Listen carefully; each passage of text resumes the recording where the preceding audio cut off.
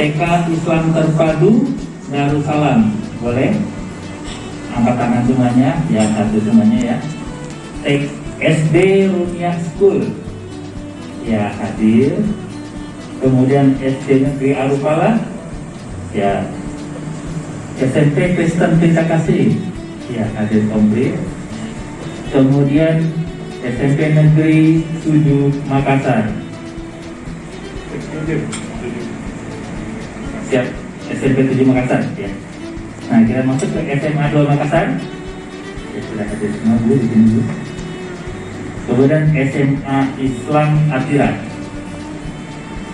dan terakhir SLB Negeri dari Pembina Provinsi Sulsel. Ya, walaupun ini menjadi binaannya dari provinsi, ya, tetapi kita akan undang mereka untuk bisa benar-benar kita meratakan namanya seperti apa untuk uji keterbacaannya. Jadi tidak cuma di jenjang tingkat saja, tapi jenjang menengah kita undang juga, dan juga di jenjang PAUD, ya, keterwakilan dari TK Darussalam. Baik, total jumlahnya adalah 37 peserta hari ini, dan diharapkan sampai dengan sore nanti kita akan bisa mendapat hasil-hasil. Assalamualaikum warahmatullahi wabarakatuh. Salam sejahtera bagi kita sekalian. Semangat pagi. Pagi. Ya. Terima kasih yang kami hormati Dirjen Guru dan Tenaga Kependidikan, Kementerian Pendidikan, Kebudayaan, Riset dan Teknologi. Dan Bapak baru Pak ya. Lebih banyak lagi tugasnya Mas Menteri. Iya. Yang kita hormati para pengawas, kepala sekolah dan guru, beserta uji keterbacaan instrumen penjamin mutu in-house training program sekolah menengah. Alhamdulillah puji Tuhan, para pagi hari ini suatu program yang sangat strategis untuk meningkatkan kapabilitas atau mutu dari para tenaga guru dan tenaga kependidikan, khususnya di Kota Makassar. Walaupun hadir hari ini juga jenjang SMA yang merupakan kewenangan pemerintah provinsi, namun kami bersyukur Pak, kita tidak melihat lagi yang penting bahwa warga Kota Makassar, kita tadi di Kota Makassar adalah tanggung jawab pemerintah, tidak lagi memperhatikan level-level pendidikan. Seperti kemarin Pak, vaksinasi guru dan tenaga kependidikan, alhamdulillah sudah selesai, semua bisa terlayani. Walaupun guru SMA itu dilayani oleh seluruh puskesmas di Kota Makassar ya. Bahwa disampaikan ini adalah warga kita semua tanpa memandang level-level kewenangan, seperti itu kira-kira.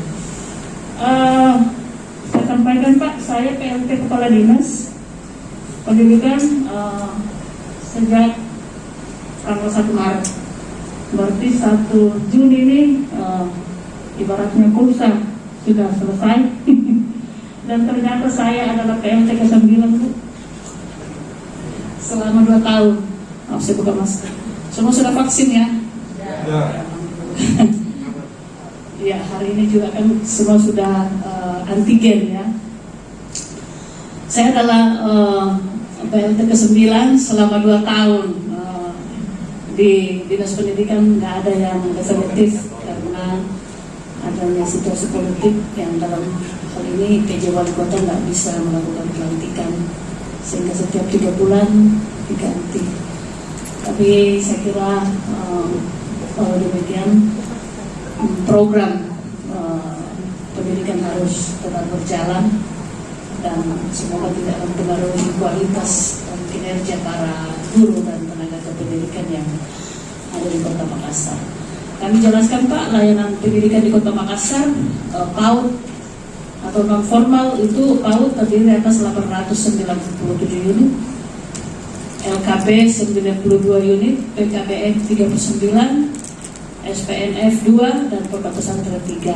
Kemudian pendidikan formal SD negeri dan swasta itu 456, dan kami negeri hanya memiliki 314 sekolah, dan SMP negeri kami hanya 55 swasta 166.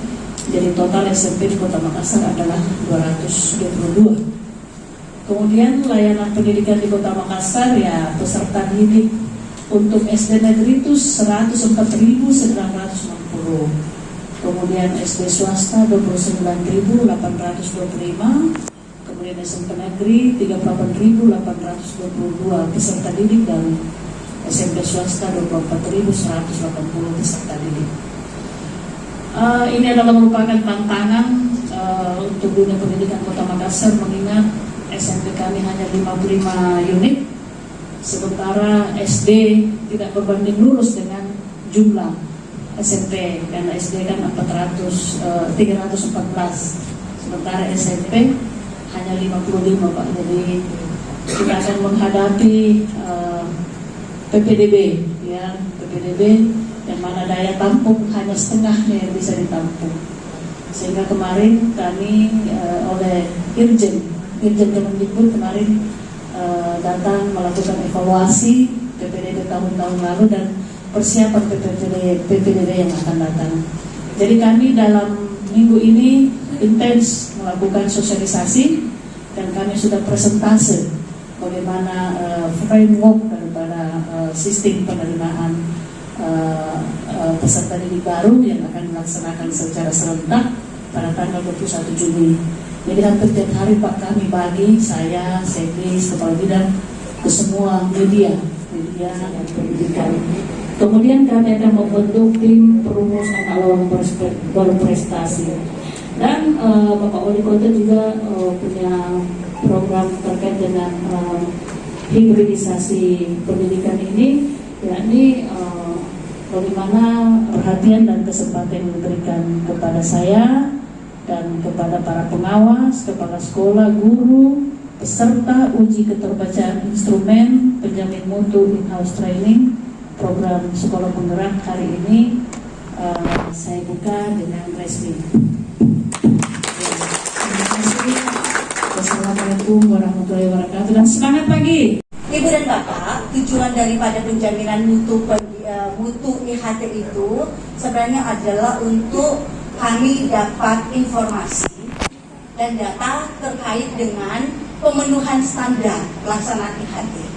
Ya, panduannya sudah ada, Bapak Ibu, kami sudah membuatkan, dan itu ada standar-standar yang sudah ditetapkan. Harapannya kegiatan IHT yang ada ini, Bapak Ibu, berjalan sesuai standar. Ya, contoh materi pengolahannya, apakah memang pelaksanaan IHT-nya itu materi-materi yang ada 9 materi pokok itu tersampaikan atau tidak, diterima dengan baik oleh peserta atau tidak. Nah itu contoh. Yang kedua, ketercapaian tujuan IHT, tadi gambaran misalnya saya sudah berikan. Selanjutnya kesesuaian pelaksanaan pembelajaran di IHT dengan strategi dan metode. Yang saya katakan tadi, ada satu alur yang wajib dilakukan, yaitu alur merdeka, karena memang rancangan materi ajarnya sudah dirancang menggunakan alur merdeka. Yang keempat adalah hasil pelaksanaan IHT terhadap rancangan implementasi pembelajaran di sekolah. Ini bagiannya uji keterbacaan, namanya kan uji keterbacaan. Silakan, kami hari Senin akan memfinalkan. Jadi kami hari Senin di Jakarta bagian untuk mengolah data ini sekaligus memfinalkan